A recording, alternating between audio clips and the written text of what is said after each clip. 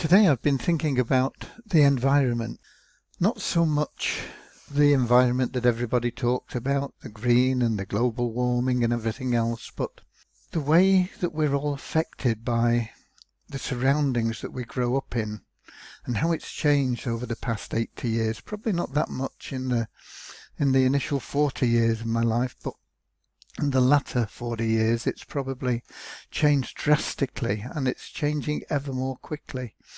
And it's important that we recognise this and see whether it's going where we want it to go and how we can do things to improve what's happening, because everyone is affected by three kinds of influences, and these are controlled by the environment that you're in, what you feed your mind, the people who you spend your time with, and your surroundings.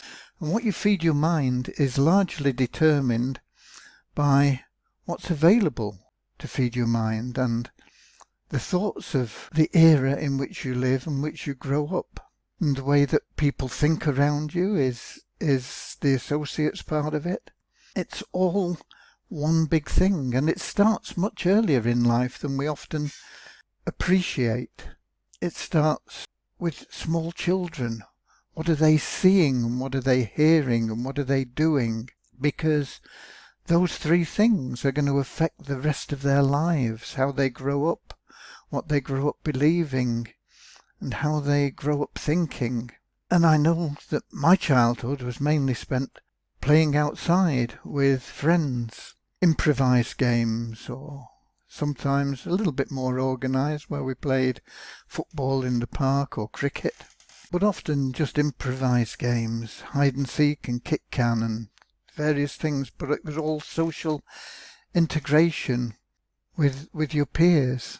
There was no television.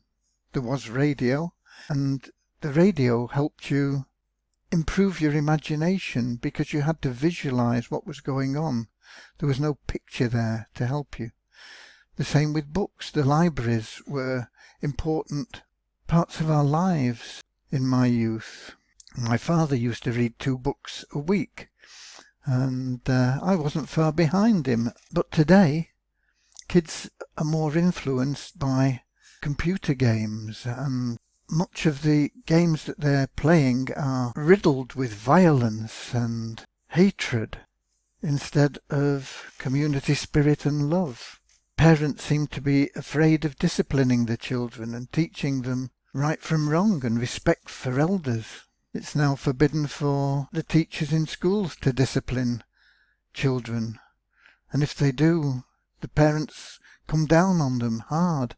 When I was growing up, if you got disciplined at school, you didn't want your parents to find out because you'd get disciplined at home as well. The environment is changing.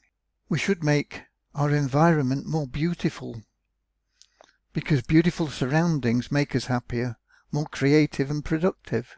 And we must think of ways that we can beautify the surroundings, particularly for the children who are the future of this planet. We can't blame children for not growing up the way that we would love them to grow up, as intelligent, honest, thoughtful, caring adults, if we don't bring them up in the right environment. When a flower doesn't bloom, you fix the environment in which it grows, not the flower. And so this is something I think we should all be looking at, and perhaps getting together as a community to try and influence the way that things are moving. Change is always going to happen, but change is not always progress. Let's make sure that the changes that we are helping to create are in the interests of progress for all of humanity and for this planet. God bless.